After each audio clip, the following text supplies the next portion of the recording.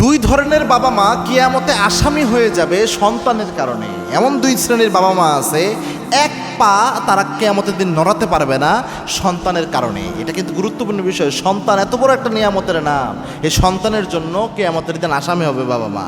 নিজের আমলের জন্য ভাই জাহান্নামে গেলে এটা আলাদা হিসাব, তাও মিনিমাম জাহান্নামীদের অন্তরে একটা সান্ত্বনা থাকবে যে আমি জাহান্নামে আসছি, আমি ভুল করছি, দুনিয়ায় অনেক গুনার কাজ করছি, যার কারণে হয়তো আল্লাহ জাহান্নাম দিছে, তাও একটা বুঝ মেনে নিতে পারবে।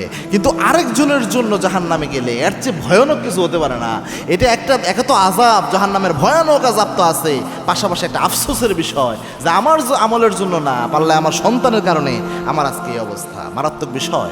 এক নাম্বার হচ্ছে যেই বাবা মারা সন্তানদেরকে বেইনসাফ করে সন্তানদের ক্ষেত্রে, যে এক সন্তানকে বেশি দেয় আরেক সন্তানকে কম দেয়, বড় সন্তানকে ঠকাইয়া ছোট সন্তানকে বেশি দেয়, অথবা ছোটটাকে ঠকাইয়া বড়টাকে বেশি দেয়, এরকম যদি হয়, আপনি একটা সন্তান আপনাকে বেশি খেদমত করে, আপনার দিকে বেশি টানে, তাই বলে আপনি তাকে অধিকার দেওয়ার ক্ষেত্রে বেশি দিবেন, আর আরেকটা কম টানে দেখে, কম খেদমত করে দেখে তাকে কম দিবেন, এটা কখনোই ইসলাম অ্যালাউ করে না। সম্পদ বন্টনের ক্ষেত্রে, অধিকার দেওয়ার ক্ষেত্রে আপনি বাবা মা হিসেবে একদম ইনসাফ করে সমান সমান দিতে হবে।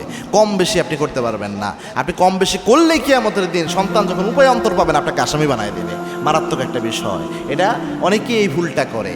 এবং কি আল্লাহর হাবিব সাল্লাল্লাহু আলাইহি ওয়াসাল্লাম জানিয়েছেন, এই যে জুলুমটা হয় কোনো সন্তানের উপর, যদি এমন জুলুম হয়, আল্লাহ রাব্বুল আলামিন নিজে জানিয়েছেন আতাদরুনা মানিল মুফলিস, বিশ্বনবীর মাধ্যমে আল্লাহর হাবিব বলেছেন, তোমরা কি জানো না কি সবচেয়ে নিঃস্ব ব্যক্তিকে? সাহাবা একরাম বলেছেন যার টাকা পয়সা নাই। আল্লাহর হাবিব বলছেন না, ব্যাপারটি এমন না যে ব্যক্তির টাকা পয়সা নাই ও আসলে নিঃস্ব না। নিঃস্ব হবে ওই ব্যক্তি যে নামাজ, রোজা, হজ, যাকাত, দান, সদকা সব আমল নিয়ে কিয়ামতের দিন হাজির হবে, কিন্তু কারো উপর জুলুম করেছে। এই জুলুমের জন্য নিজের সমস্ত আমল তাকে দিয়ে নিজে জাহান্নামী হতে হবে। এর চেয়ে নিঃস্ব অসহায় পৃথিবীতে কেউ হবে না, কিয়ামতের দিনও কেউ হবে না। মারাত্মক একটা বিষয়। এই জন্যে অবশ্যই চেষ্টা করবেন ইনসাফ করার জন্য। 2 নাম্বার, যদি কোনো আব্বা আম্মা এমন হয় যে সে তার সন্তানকে দিন ইসলাম সম্পর্কে কোনো জ্ঞান দেয় নাই, ছোট্টবেলা থেকে আদব আখলাক, দিন ইসলামের কোনো বেসিক নলেজ দেয় নাই, মানে মৌলিক যে দিনের জ্ঞান দেওয়া এটা প্রত্যেক আব্বা আম্মার দায়িত্ব, এরকম কোনো জ্ঞান তার সন্তানকে শিক্ষা দিল না, আর এই সন্তান কিয়ামতের এই কঠিন ময়দানে অনেক সময় আব্বা আম্মাকে এই জন্য আসামি বানাবে যে আমার আব্বা আম্মার দায়িত্ব ছিল ছোট্টবেলায় দিনের মৌলিক জ্ঞান আমাকে শিক্ষা দেওয়া, এরকম কোনো চেষ্টা তাদের মধ্যে ছিল না, কোনো নীতি নৈতিকতা আমাদের শিখায় নাই, কোনো মোরালিটি আমাদেরকে শিখায় নাই, শিখাইছে শুধু কেমনে টাকা কামানো যায়, বৈধ হোক অবৈধ হোক টাকা কামায় এনে দাও, এই প্রতিযোগিতার মধ্যে নামিয়ে দিয়েছে।